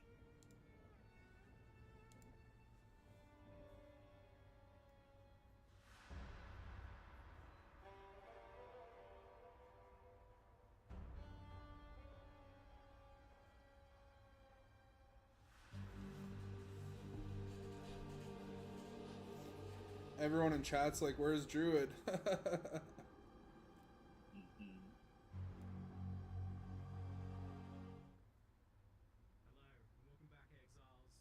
Volume, bro. Monumental reveal. We now have a suitably juicy Q&A session for you. Don't pull a Diablo 4. Please don't. Yeah. Grab a smack and settle in. I'm joined once again by Jonathan and Mark to discuss a lot. The patch that had to fix all the things. Right? That was the goal. I mean, we didn't quite get to literally everything, but we certainly managed to do a lot of things that we were very keen to do. Yeah, you guys were telling me that this was uniquely nerve-wracking for you because there was, I guess it felt like there was a lot of pressure. Oh, we got slow mode on. Absolutely. I mean, look, we've obviously got a lot to prove. You know, we need to make sure that we're like that. Well, put it this way: I wouldn't want people to feel like we that we don't have answers to a lot of the things that people have been unhappy about. So, you know, like, yeah, we really tried to do as much as we could in one go to kind of do everything. As it didn't get to literally everything, but we got to quite a lot of it, and I'm thinking that people will be a lot happier with this release than they were with the last one. Yeah, I was pretty shocked to see how much was in this one, especially given that you've moved to this kind of like 4 and 2 cycle of, you know, you just feels like you just released the Path of Exile 1 expansion, which also had a lot of pressure on it to be a big one as well. Yep. So yeah, I mean, it's certainly hard. I mean, look, the really hard part is, you know, having to make an act at the same time. Like that's a really huge commitment. So I'm certainly going to be happy once we finish the campaign. I guess not. We're going to be back to normalcy again. But yeah, it's a like, you know, what it does do is it means that there's like a huge amount of content to draw from. There's obviously a huge amount for players who they fixed it. Necessarily the in-game players as well, because you've got all of the, you know, the new campaign stuff. So it's like a pretty big deal for all that stuff. But it also meant we could take a bunch of that stuff and move it into the in-game too. So the in-game kind of sees a big expansion as well. So yeah, it's been quite a good one. Yeah, I remember early on we had the process. Actually, we just literally grabbed my whiteboard in my office and we just wrote down every single problem. Yeah. And I'd say it's not a strategy. I don't really to this degree, stay for the Q&A, bro. I'm gonna hop off. Okay, we have all right, sounds good, man. Thanks for joining for that. It was fun. It looks wicked for sure. I was really looking forward to a new class, but I mean, there's so much content added. I think it's going to be a wicked league. Right? Like that was the one that we were like, you know, we got to I don't. I'm starting this new job tomorrow. I don't think I'm gonna touch last The reason it ends up being a bit nerve-wracking is because we had a goal to fix all of it. That's and work and come home and watch the show that I started watching. It's got a few seasons. That's all good. That makes sense, man. Like fucking. Obviously, you know, as like there was a huge amount of stuff about knock it out of the park with your work, man. Unfortunately, we couldn't that's like fucking way more important. It's probably the notable one, I would say. POE 2 so season. we'll kind of discuss around for sure. Stuff end game. My time off and weekends and shit. Sounds good, man. Looking forward to it. But we should also mention just. I'll catch you later. Maybe we'll play. All right, sounds good. I'll be around tonight. So I've been playing Magic all day. I made it up to like Silver 2 or something. Okay, right on. I'll probably check out. I might not stay for Ziggy D. I'll probably. I mean, for this. And that was the case for at least 2 months of the. For sure. I'll probably sign out a stream and get on Dungeon Stalkers. Well, but at some point we realized, like, you know, I'm gonna eat. We don't want to have the next hour the mistake that we effectively had with 0-2, where like we put a huge amount into the class and then we didn't get time to fix like all of the sounds good, man. Outside of that, right? Because obviously the same resources go into classes, go into balancing the old ones and making all that stuff, right? So all right, we peace, don't have man. the balance in like a good place. It kind of feels a bit bad to like be throwing in a class that's kind of effectively disrupting that. So then what that meant was at some point we're like, okay, since we don't believe we can get both the class and all these other balance changes we want to make in at the same time, it's actually better to cut the class and then have the balance changes instead. So that's what we ended up doing, and obviously it was like a really hard thing to cut because obviously like, you're going to have another one without a class, like it feels really terrible. But you know, we've got the philosophy now of like we have to make sure that we're in the release month that we say we're going to be in. So therefore something had to go, and unfortunately that was it. But it means we've obviously got a huge head start for you know, when we actually do it next time. And I mean, look, there was so much stuff that was cut, like even as large as it is, like, you know, there's like ascendancies and all sorts of stuff that was gonna be there, and you know, we'll get to it. But yeah, more important to just make sure that people are happy with the stuff that's in, and make sure all those changes are great, and you know, make sure obviously you've got answers for stuff, right? I imagine for Druid, it's it's a big part of it's just the fact that the shapeshifting, getting it looking and feeling. Right, No, I mean it's really, a huge deal. Right? It's hard. Like there's so much animation stuff that has to go into making each form feel right. So yeah, like. Well, I'd rather them fix the we'll base game. Like, I don't think we're that far away from it now. There's so, like a lot of class diversity and prioritization. You know, Yeah, the stuff they added is way more important than the new class, like they said. Might be.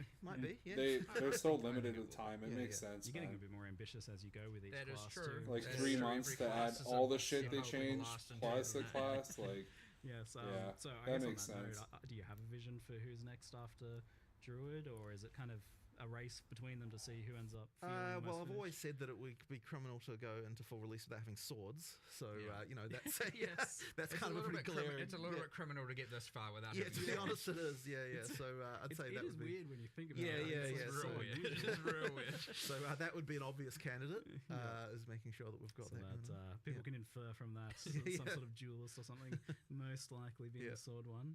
And as you said, the ascendancies are just kind of the same boat as they weren't. You weren't satisfied with where they were at to be able to get those in. So that's the things you missed, but that's like the list of the things you missed. That and doing something with towers. So now we can talk about kind of what you have done. We'll jump into endgame first, since I know the towers and stuff have been a hot topic for people. So we'll talk about the endgame. This wasn't ostensibly supposed to be an endgame update, from what you were telling me, but it still seems like a pretty big endgame update in the end. Yeah, I mean, well, part of that is because we obviously get all the content that we produced for the campaign. We get to make all the endgame versions of that. Yeah. That obviously adds quite a lot, but we did want to make sure that we weren't just being like, okay, so we're adding a bunch of bosses. Like, we wanted to make sure that the more epic ones that we added to the campaign have some new mechanic for them on the Atlas as well. So that's where we had those various mechanics with, like the sandstorm and that kind of stuff. Yeah. Like, those kind of like Atlas events. And it really does contribute to the feeling of exploration to have more of that stuff. And then, of course, once you got that, you start getting into, okay, well, what rewards is it going to drop? Then we started to think we need a new category of rewards that these things can have. And that's, we started to think about the lineage supports and that kind of stuff. So it just ended up kind of adding up to quite a bit in the end. But it isn't like kind of like the big end game change that we wanted to do. Like, we had a design for that, but we just kind of haven't quite got to it. So but it still ends up being quite a lot. And one of the big things that it also, I think, will help bridge is the kind of mid end game part. Like that's still a problem that we want to improve. But like it adds quite a lot there, because you're seeing that stuff on the Atlas a bit earlier. What's the problem there as you identify it? I mean, you've got this issue where effectively, and we are doing some stuff to address this, but effectively you've got like the pinnacles at the end, and you've got like, obviously when you start, you've got a bunch of content, but it doesn't feel like there's those kind of mid-end game goals that you can easily achieve. That's kind of the issue that we're trying to solve. And just a lack of direction, right? Right. Nothing's there's not enough like really guiding you. Like, the narrative kind of falls apart there, right? Because it's just like open world, and you want a bit more of telling you where to go, what to do, have those goals where you're like, I want to do this next and this next, as opposed to like, I could do this or this or this. It's nice to have those, but it's nice to also have the things kind of directing you as to like, this is exactly what I want to do.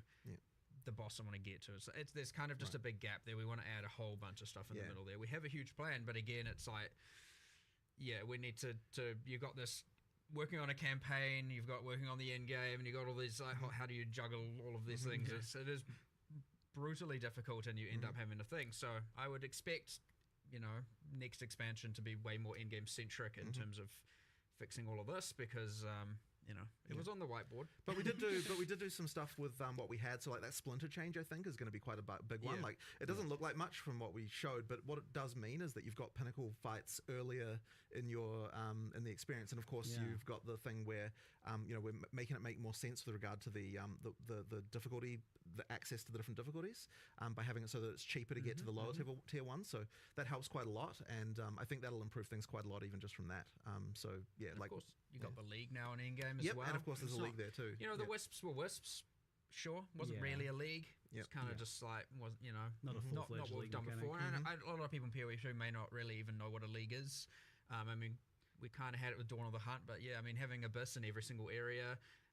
There are abyssal icons you can find on the map. You can't add them because they are in every area, the Abyss. So, and you have, different the waystone crafting and stuff like that. So there's a lot of endgame just added by the league's existence as well. Plus a lot more combination of the league mechanic with other mechanics as well, which is something that I'm always keen for with leagues, is like have a bit more interaction. Yeah, so, you were telling me that you had specifically made it so that Abyss would have specific interactions with basically everything else. For sure. Like if a rogue exile's standing there, you get a special boss based on the rogue exile. So that's rather interesting extra combination stuff there. It is interesting because this is a league mechanic. It's in every zone. It's a guaranteed. That's part of a league mechanic. But does this also have like Atlas tree integration in the way that it would later on as it becomes like a core element? No, not the way that's kind of handled is through some of the waystone crafting. Yeah. Okay. We, depending when the league ends, we obviously do the whole again more for people who maybe don't know what a league is and how we handle this stuff in POE 1. I'll over-explain it a little bit, but yeah, generally we review the state of it at the end. We see what changes we want to make. Sometimes we add it to the core game immediately, sometimes later. And then we add it to the tree and decide how we want to invest into all the different things. But we try and have the meta progression, so to speak, of a league within the leagues itself, and not connected to the core tree. Because you could have a separate tree. It is a thing you could do.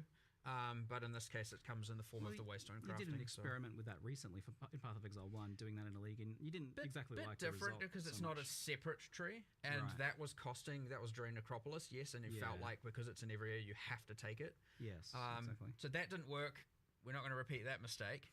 It could be a separate tree, but I just did it through the waystone crafting stuff instead, and you can invest in the Abyss and juice the Abyss that way. And I mean, we'll see how we fold it all in as we go into the 040 though. Like that'll be an interesting one. All right. Well, one of the kind of like endgame issues that I've identified in the past was kind of how the Atlas trees worked and progressed and what they afforded, and it felt very top heavy. Like you had to beat the boss to get points to just scale. Well, that's what I'm talking about with the lack of mid game stuff, right? Yeah, exactly. Yeah. So that's changed now though. Like the league mechanics don't scale difficulty of bosses at all. They're just about what the content is in maps. Yeah, right? And you get the points way earlier. So in fact, you even some of them. Yeah, we made some changes to that actually as well since last night.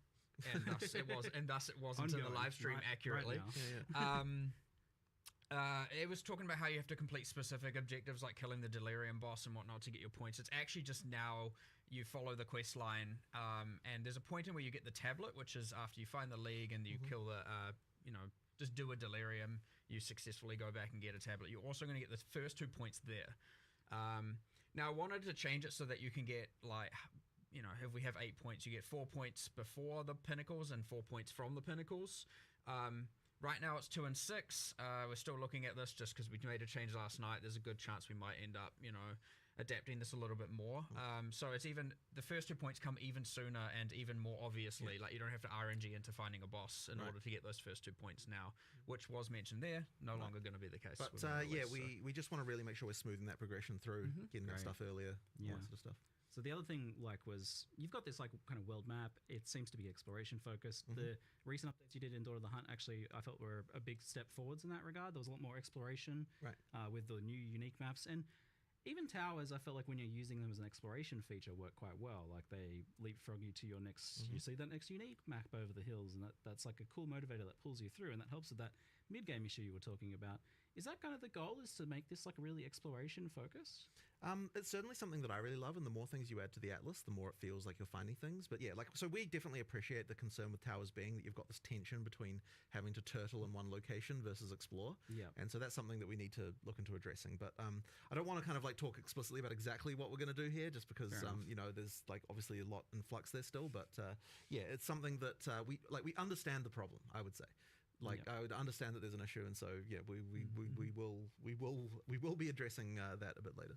Yes, the brand name of towers seems somewhat marred currently. Like it seems like almost no matter what you do with them, there's going to be some sort of maybe just delete towers because we have the bad association with it. That is a concern, but I suspect that we'll still want to keep them at least for just vision. Like even if we remove the mechanic and do other stuff, like we'll just keep them there. So I still think it's fun to just find a tower just to get a circle of vision around it. So I don't think that's the part that people are unhappy about with them. So therefore it'd be fine to keep that and move like other power sources and other things that you can do. And I even like empowering the maps because that is an element of control, which is another thing people. Well, I mean, I still want something that does that. I just think that it needs to work differently than how it works. Yeah, so, I guess the issue seems to come down to, from what I see, and maybe chat might have other things that they mention about their issues with towers, but the issue as I see it is about that feeling that you still need to be stacking tower mechanics on top of other stuff, and if you're not kind of bringing all those things together, then it feels like you're wasting time. My fundamental issue with them is the way that you know that something sucks before you even run it, and that's always bad. Yeah. Like effectively, it's like, okay, like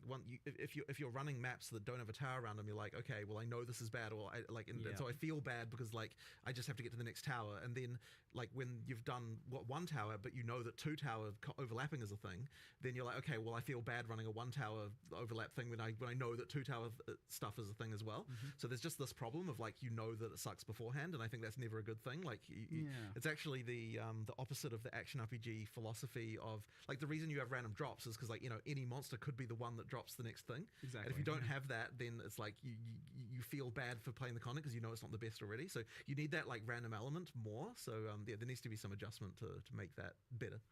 Yeah. Do you think that's like bringing up what the base map experience can be in terms of its upper potential, like adding more interesting confluence of variants? I mean, look, I always like more interesting combinations of stuff to happen, but I don't necessarily think that the core problem is like lack of ability to juice things.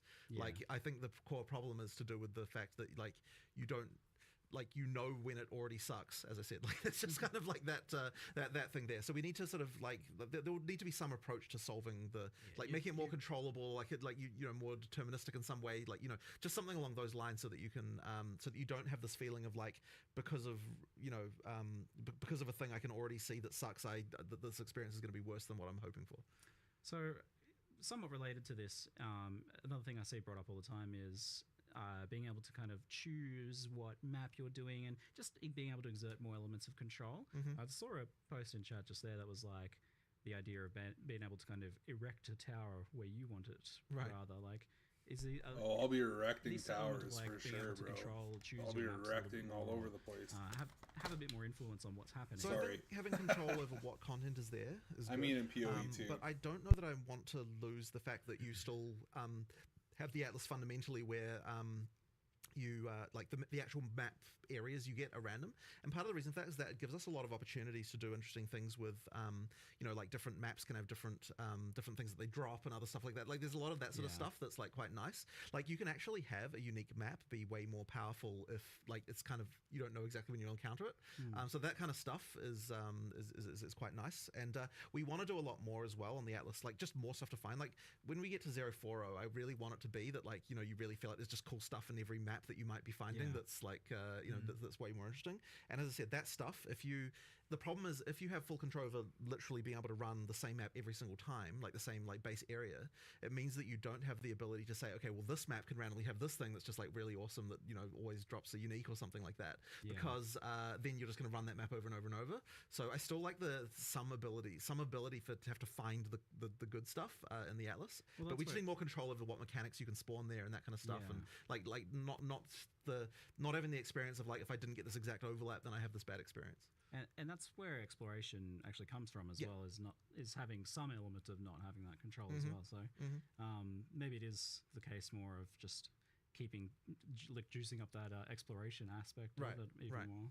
Anyway, that's what it already felt like a big improvement with that last one, and we're getting the new maps and the new mechanics and things scattered in the zones as well. So it seems like there's a fair bit more going on. The main point, like we did what we could, 100%. And 040 expect a lot more improvements there, but again, we focus more on everything else. There's an insane amount of content there. It's we wish Towers was in that list, but it will be. Don't worry. These things are coming. We're aware of the problems. We are aware, like 100%. It was expected when we got to that section to see a bunch of. And I think a lot of people are going to be getting a chance to experience some stuff they didn't experience because it came later in last league, and maybe they had tapped out before then. So there's a good bit of extra stuff to explore there, maybe with this one. We'll loop back around to endgame if people have more questions that they post and that we pull from the chat. But we'll move on to the Act 4 and the interludes, because that's a pretty big thing. Obviously, getting rid of Cruel was a priority. You wanted to do that as soon as possible. There's been this problem that you were laboring over for many months about how to do that, how to add Act 4 without having to add the rest of the acts all at once, or do some weird thing. Well, you've come up with making more acts to solve the problem instead of So there was certainly some skepticism when I first proposed this about like how can we possibly do that? But basically, the main thing there was that so the interludes are not exactly the same as an act in terms of like each one of them is like a straight line, like you're going from here to here. There's no different. There's no complexity around the plot or anything. It's just like a single goal of like someone's telling you to do this, go deal with it. There's bosses along the way. There's new areas along the way, but all of that stuff we can use in endgame as well. So that means we're not kind of wasting any of the arts. The only thing we're really wasting is like a kind of like a little bit of like storyline structure around it. But as I said, it's not nearly the same level of like narrative structure as what you get in like a full act. So I'm guessing the races are going to be based off completing the whole campaign now, since there's no cruel. It's not going to be an Act 3 all you need race. is like 20 areas roughly. It's going to be like a whole campaign to bridge race. that gap. I'm assuming. And so that means that I was like, you know what, like with 20 areas, I reckon we can do it if we're like, we're using a few mechanics from maps. We're taking some, we're doing a lot of art reuse, that kind of stuff. Like we can find a way to make something pretty quick, and it won't necessarily hold up for like years and years, but it will certainly be good enough for just like for a relatively short period of time. And by the time you get to that point anyway, like you're usually pretty fast as a character. You're like rushing through, just to get to end game. So I think that that'll end up being like pretty damn good for the time being. Plus, new bosses, new stuff to experience. Like, in my opinion, it was a no-brainer to do it compared to some weird thing like having to repeat Act 1 and 2 again or something weird like that. Like that just wouldn't have been good.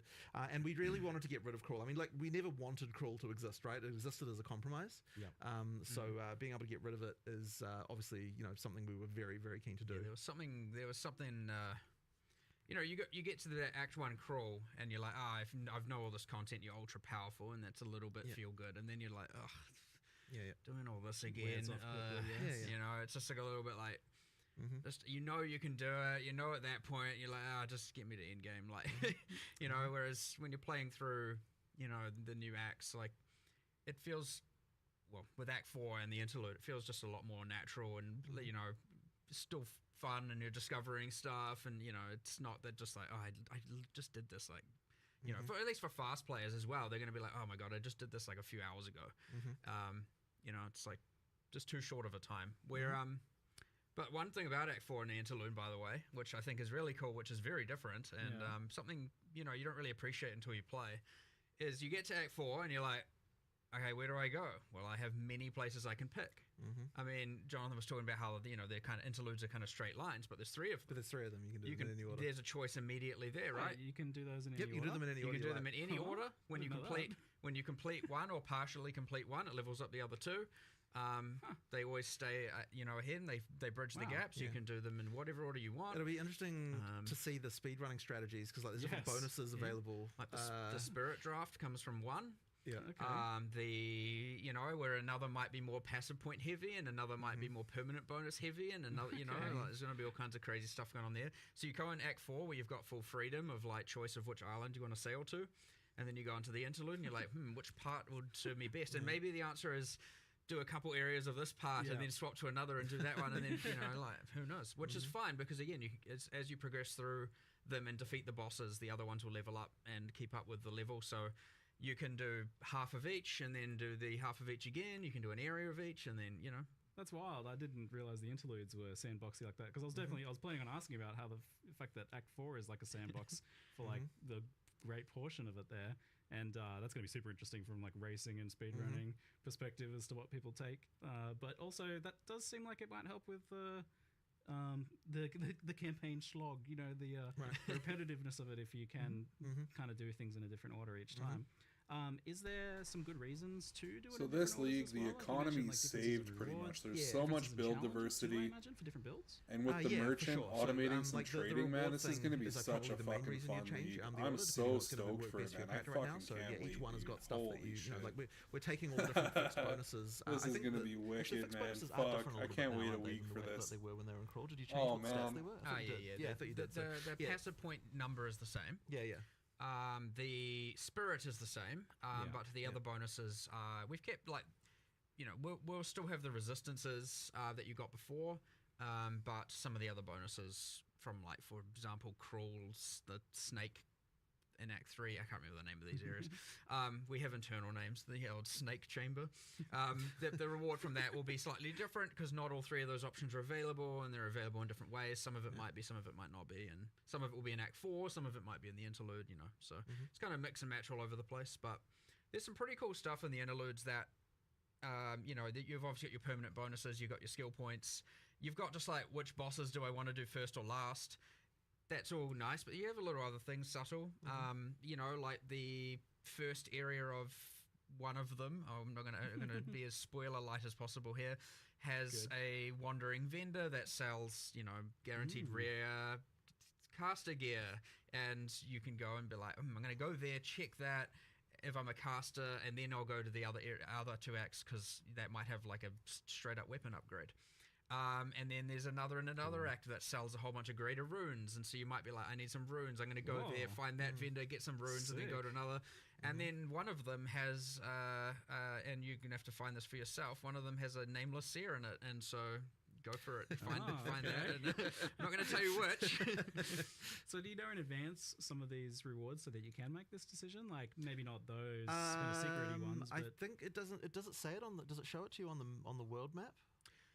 You generally see the icons on the world map up to the point your character and the NPCs could reasonably know about. Okay. So it depends on the act a little bit. In some cases, it's like no humans have been there, so you can't know until you've opened it, and then it will, or until you have been told about it or know about it or advanced the quest, and now you see all the icons. So some yes, some not, and It'll be a bit of a discovery process. But like, look, it's gonna players are gonna share information pretty damn quickly.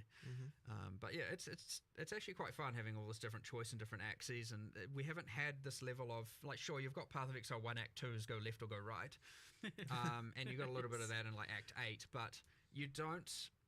Yeah, get this much like parallel things going on like this in a kind of interesting way. So it'll be. I suspect it'll actually last a little bit longer than we anticipate, given how, you know, we had to put this kind of 3-part thing together so quickly. Last a bit longer in terms of like players finding it fresh and interesting. Yeah, that's the hope. Okay, the all 3 interludes kind of appear on one world map, so you kind of got 3 parallel tracks you can see on one map. Cool. So yeah, that's how that works. It's cool. Decision paralysis is going to set in. Where do I go? I think a lot of people will just pick one just because it's the first one. Yeah, probably, I bet that'll be the most common You'll choice. see stats on that, I'm sure. It's like, oh yeah, 60% pick rate for the first option. Yeah, probably. Left to right's most likely. Left to right makes sense. The order of the islands in Act 4 a little bit less predictable. Yeah. You know, one of those islands, like, you know, there's four permanent bonuses kind of going on in one area kind of thing. It's like a, you know, because go there first. I'm not going to tell you which ones, but okay, I'll have to figure that one out, eh? Someone will do it, figure it out. Yeah. Make the progression guides. But I like the idea that it could be different for different builds too. That would be very cool if that ends up being the outcome, because that will keep things fresh long term. Yeah. There's a good reason to do it differently and doesn't just get kind of immediately solved. Yeah. So Act 4 was planned to have a new way of ascending, but that wasn't mentioned here, so it's not quite ready yet. Didn't quite get time for it. It'll be coming a bit later, but you can there's still a quest to go to the place where that is happening. But and we added like a kind of another reward there, you know, just for the time being. But yeah, later on there'll be that. The amount of work required to make that trial just unfortunately wasn't quite compatible with making all of the other stuff we made. Probably if we hadn't made the interlude, we would have been able to do it. But I think the interlude was more important just to get rid of Cruel. So yeah, we ended up making that decision. But we'll get to it. Thank goodness. I'm like so stoked Cruel's gone. It's if it's what most of us imagine it's going to be, I can imagine where a lot of that work comes in. So hopefully you guys, is it something that you'd like to get ready for next league then, it sounds like? Well, I don't want to promise anything because at this point we're in the mode of like, we'll cut stuff if we need to make the release happen. So I wouldn't want to promise anything, but you know, that would be nice. We'll just have to see. I guess the other question then is, do you think it'll be like different enough and appealing to people who don't necessarily want to ascend the other ways? Well, it's certainly different than the other ones by a very significant margin. So yeah, like I think that'll be interesting. And what's the vision for how ascendancy works long term then? So is it the idea that you ascend once in Act 2 once, and then again in Act 3, and then again in Act 4? I mean, you will be able to do it that way, but if you way? want to do other, I mean, yeah, that's a way to do it. But if you want to, just if you like a certain trial better, doing it that way is also fine too. It's just interesting because there's like not as much of a gap as there usually is between those first 6 months that way. Like, they're quite rapid fire. So and then it would be a big gap until the end game, and you do your choice of fourth one. Yeah, I mean, I guess we see that as fine. Like, you kind of want to get your build locked in to some degree by the time you get to that sort of level. I kind of like it. It's just different to how it's been done in the past before, right? Where we had, whereas like right at end game, you did that third one. So that's interesting stuff. So a big part of this obviously is then continuing the campaign slog kind of discussion was just the speed of the campaign, how that tied in with difficulty, zone sizes, and things like that. You guys did a whole bunch of big changes a couple weeks into the last league where you reduced zone sizes. So we did a bit of that. That's one of those things that's a bit hard to see exactly until you've played it a couple of times. So I like, for example, right now, like, the first time you play through Act 4, I doubt you'll be worried about zone size. Second time, then it might then start to realize like what places are too big and what places aren't. So there'll probably be a little bit of adjustment to that even as we do the first couple of patches in 030 as well. Just because, like, as I said, it's actually a bit hard to appreciate until you've kind of played it a few times. But the sprint helps a lot. Like, sprint is a big deal as far as like changing how the game feels in this regard. So if you're fast and you know how to use it well and that kind of stuff, you can motor quite a lot more than you were. It'll be interesting to sort of see how many people are using that all the time versus how many people are kind of just using it all the time. You have, well, yeah, but the thing is, you're an experienced POE player, right? Like, you're gonna be. But like there's a fun risk reward to using it that way, though. Like, if you are just using it to traverse or like backtrack or something because you go the wrong way or something like that, then it's pretty cruisy and it works well for that. But it also is a very powerful like combat tool. You can use it like a boss is doing something, you can get further away than you could before. For boss stuff, you can, although it is dangerous, right? Like, I mean, if you screw it up, then you get knocked down. But I think the thing that I find kind of interesting about it as well is that, like, you can skip monsters now more easily, and that means that if you are overpowered due to getting a good item drop or something like that, you can kind of motor through a couple of areas a bit more, like, sort of then catch up to the point where you sort of feel about right as far as the difficulty, and then keep going from there, like, more specifically. So you've got that kind of tool at your disposal. Not something I'd expect like new players to do, or like players who kind of don't want to engage with that stuff. But if you're talking about like the person who's playing through the campaign the fifth time, certainly that's an option that you've got that can kind of speed you through a little bit faster. So that's something as well that it kind of does, just because you are faster than basically everything. So you can skip past them if you want. We're a bit of like good players, like knowledge players knew how to move a lot quicker. There's a bunch of skills, you get animation cancelling, you got shield charge. It's true. It's true. The speedrunners already have a way, but like no one really wants. Like, obviously, you don't want to be doing that all the time, right? Like unless you're like really dedicated to speedrunning. So. Niche, unintuitive, and whatnot. So like there's a simpler way to now close the gap between the players who knew all of that and the ones who didn't, and which is great. And maybe a lot of those players are still using all of those tools even on top of this, and that's fine. I actually wonder if like the sprinting is faster than like the shield charge, dodge roll, animation cancel shenanigans. Haven't exactly done a race. I think it's close. I'm pretty sure it's relatively close though. The difference there. I know there's some passives on the deck side of the tree for like slightly increasing your speed while sprinting, and a few other different things while sprinting, like increasing your evasion while sprinting, and so there's some of that going on as well. That maybe when you speak into all that, you have more of an advantage over those other skills. We'll see. Actually buffed dodge roll a bit for the sprint too. Like you can turn a bit better. For longer during the dodge roll. You can. So that one was, man, I'll tell you what. So this is kind of inside baseball stuff, but sprint was like way harder to implement than you might expect. Like, it seems like, oh, you just add a speed buff, but like getting it to be smooth and like feel right, and like all of the stuff around like the turning at the end and like all that stuff, that was really, really hard to do. Like it was like there was like a programmer for a very long time just working on sprint issues. Like, holy crap. So yeah, like it's one of those things that like every little imperfection of it, so you do it so often, needs to be ironed out. I'm looking forward to stacking move speed and dodge roll distance in Sanctums and using sprint. I use sprint in the Sanctum and I was testing earlier, and it's so fun doing some of the things with sprint.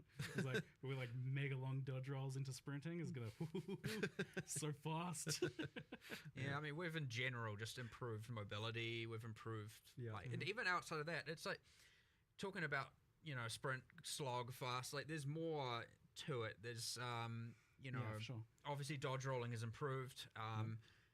The mercenary like slow while reloading, but also something like Jonathan and I both just randomly did one day, just logged in on live. We played mercenary and we were both just like, what happened? What did we do? What has gone on here? I this believe feels terrible. It was the 0-0 change that related to like contact points or something. There was something like that I think broke it. So the thing is, it wasn't actually feeling like how it felt before we released. So it's like, oh crap, we need to fix this. Something went wrong drastically there. That one really improved it. But we also made a change where you're a little bit faster coming out of when you're using a skill while moving.